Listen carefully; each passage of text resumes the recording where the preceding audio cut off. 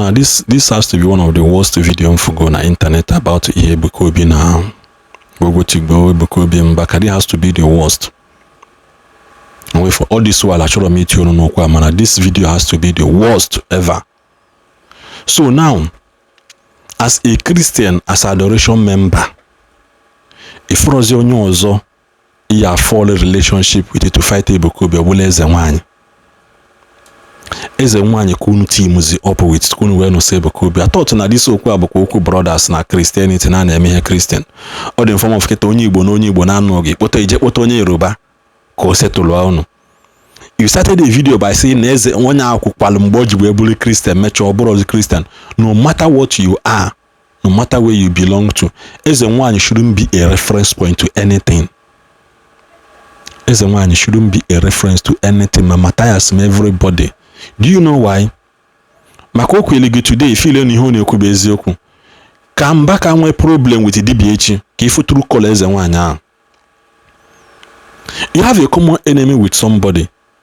According to allegedly, according to Kunu Siafiao. You wait him up with Onya. What quarrel join together, quarrel will scatter. JK Madini in all this alliance in a team up and back even no say none of them ever worked. At the end of the day, everybody went back to where they belong. Kite EZENWANYI couldn't use as reference point. EZENWANYI of all people, but EZENWANYI. I am very, very disappointed. I am very, very disappointed. What then are you now learning? I can say Uchi Fadambaka market Matthias. Fadambaka gave Matthias a full marketing. Matthias is require a video for the past 1 week now. For going to 1 week now because that thing was said on Wednesday. For heading to 1 week, Matthias is that in a video. Go after Kudakile EZENWANYI because you felt that Ebuka Obi is your enemy. I am so ashamed and so disappointed with all these adoration bloggers. And I'm so ashamed of you guys. Konde kwa nene this video. Afugonu ka EZENWANYI siwe batazie n'okwu ndoka. Although the EZENWANYI kwa siwe buvuru a Christian before or maybe ordinana. Ewe ihe nchọrọ igwu unu. Okwa efu these bloggers niile nda efu na eme na ha na-agbache Ebuka Obi. Na nke si na ọ bụ Zion First Son, ma nke si na ọ bụ Ezugo Global, ma nke si na ọ bụ Ije Ụwa. And you go to EV now, see now, Syria. These people know ihe adeka cult. Nda know ihe adeka cult. It defame their cultism, their group, they will deal with you.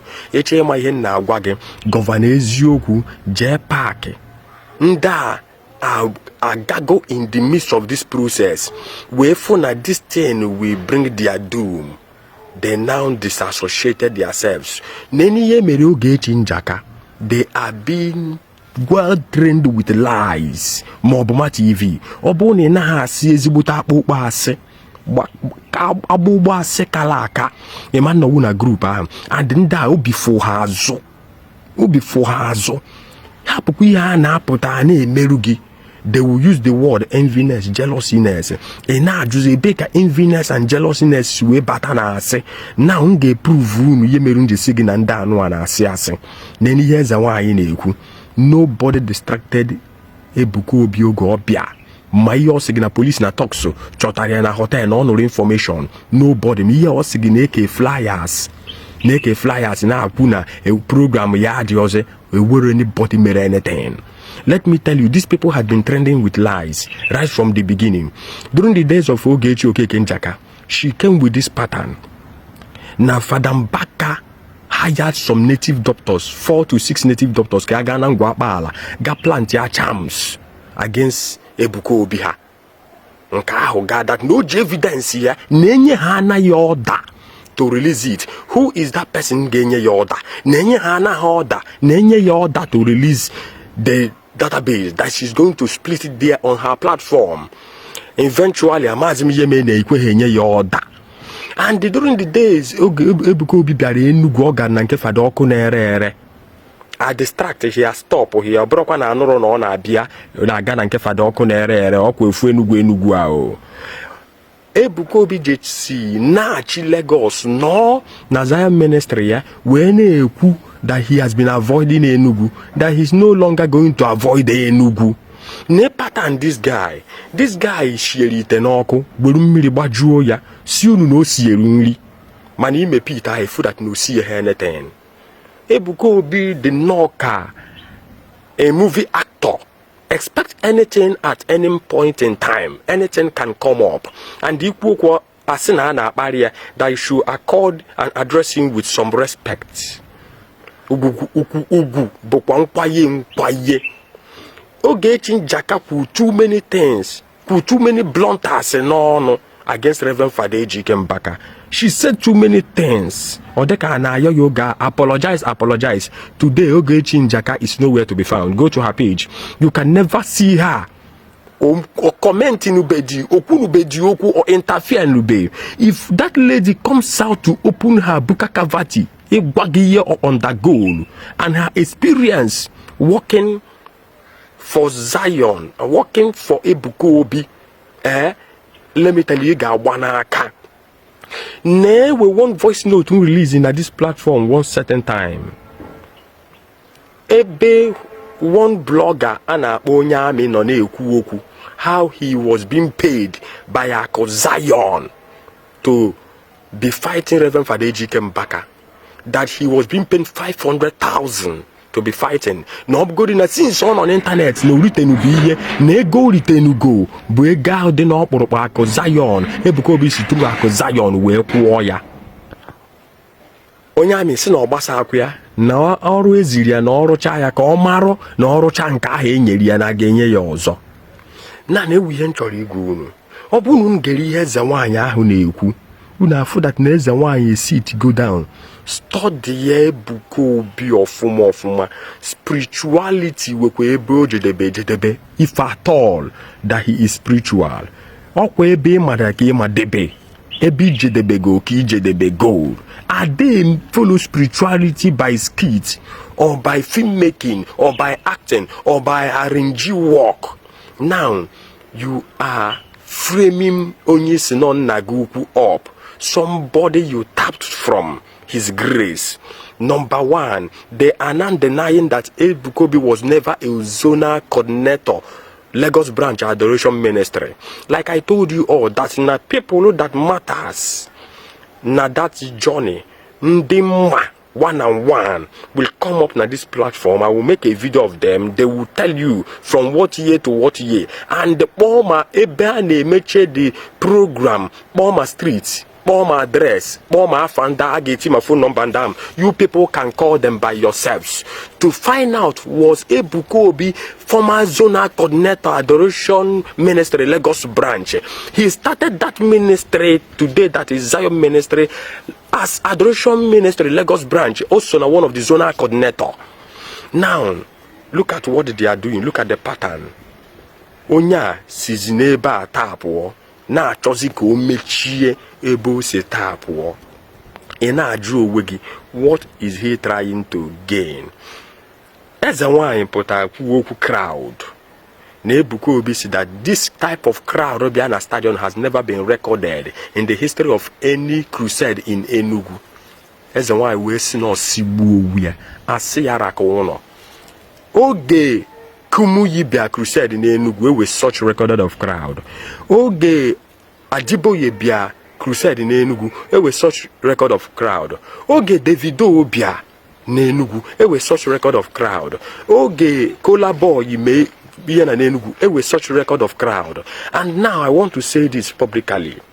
Crowd abro grace, crowd abro anointing, crowd abro power.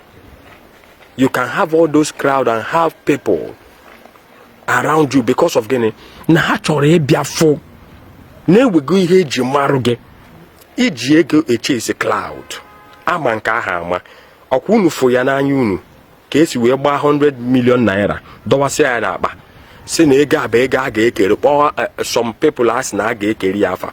By the end of the day jugo onwe gị ebe that 100 million dị make that 100 million ka ọ na-ekeghị ya ọ nakwa Lagos jekwu okwu 100 million ahụ natina no ofiara arụ isi ka enye offering na the program eme na Enugu na emechewego program ị na-ajụ ka ihe eme na program akpọpere gị stadium ivu Bible n'aka ịbatazie the word of God ka ibu n'aka ebe na ịma ihe ị na-eme you open the Bible and start breaking the Bible into assimilable quantities. You have the theme of that program. You have an agenda. Ihe iji wee host to that program. You know, did he achieve it? Their target was to come and do what? To do campaign.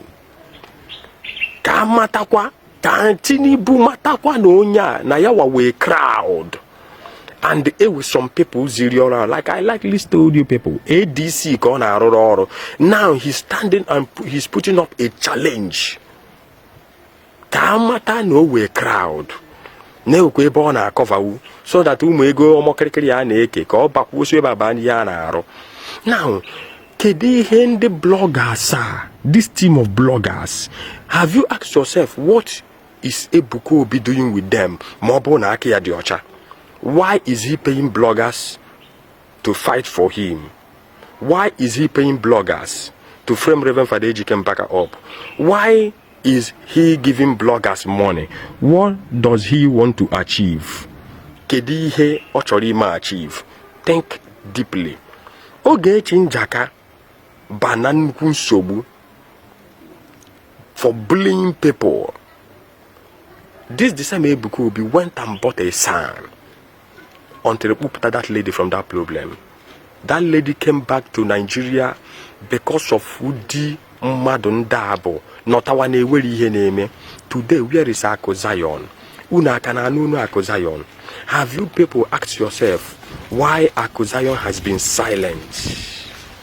When people knows the truth and when people that matters come into a matter, the game will change.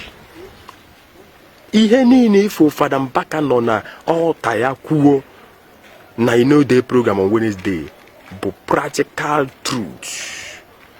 Ewero nke ewepụrụ ihe practical truth. Word of God he preach her. Ekpere ikpe her. Anointing he release her. Mmadụ one ka agwọrọ ọrịa. How many people received healing there? That is what you ask yourself. Now, where do you think that this young man is driving at? Did he on a drive at?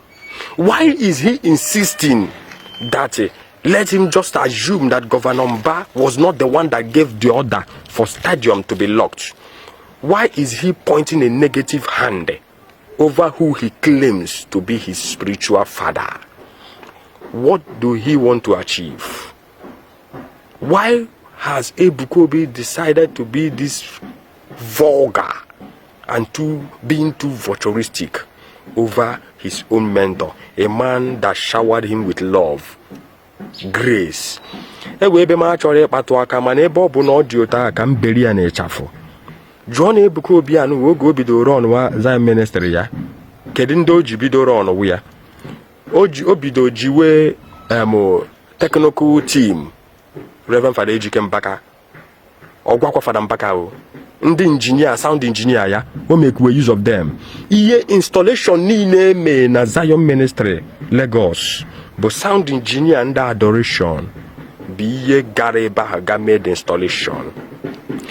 Media team Fada Mbaka, some of them can only make use of them. My picture see fureba saroku, my picture see furebe mere enlargement o, picture see fureba neye ma Holy Communion o.